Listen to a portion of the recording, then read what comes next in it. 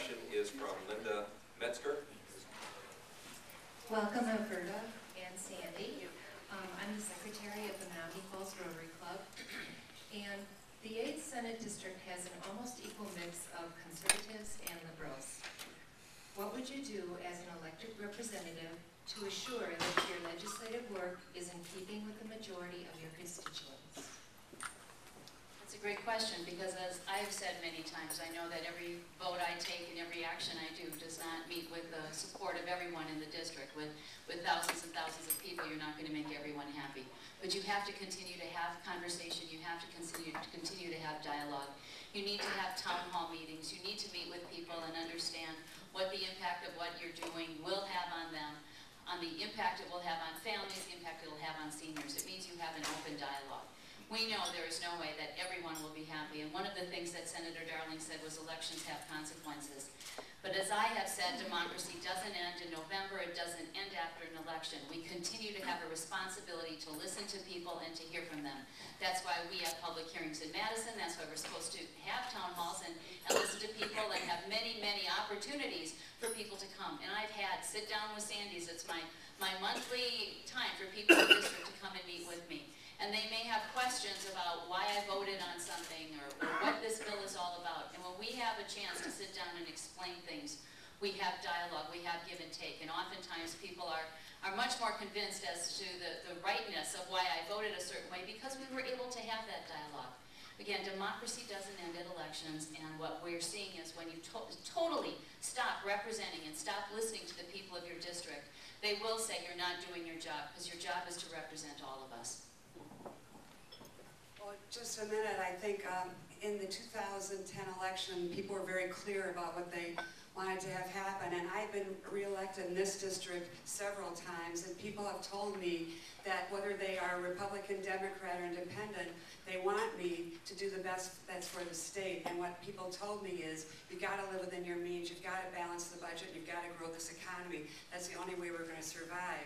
And it's very important to me to listen to my constituents, as I always have, or I wouldn't have been reelected all these times. If I didn't listen to my constituents, there's no way I could have had this long relationship with this community. And I think it's telling that I was told, because I had death threats and I had to be escorted around the Capitol with 5 police, I was told I should not have actual town hall meetings, but to do tele-town hall meetings, which I did, and I got to contact with 20, 30, 40,000 people and have a dialogue for an hour.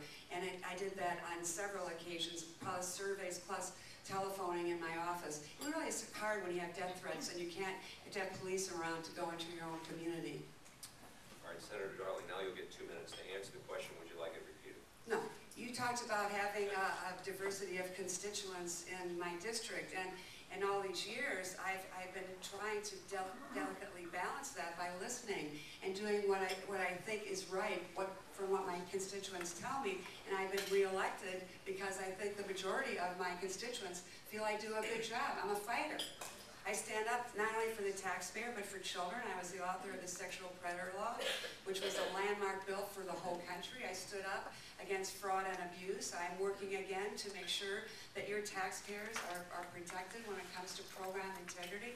I know that people are very concerned about health care, and I've been a health care advocate. I have led Wisconsin in making responsible decisions on health care. We put $1.4 billion into Medicaid in this really tough time because we knew we could not let some of our most fragile citizens down during this tough time, and we didn't. So we balanced this very difficult balance of $3.6 billion deficit that we got from Doyle and Pasch in a recession, and we did it without raising taxes. And to me, that's where I get the majority of my constituents, whether they're Republican or Democrat or Independent, saying, you know, grow the economy, live within your means, give us a hope and a future for the state.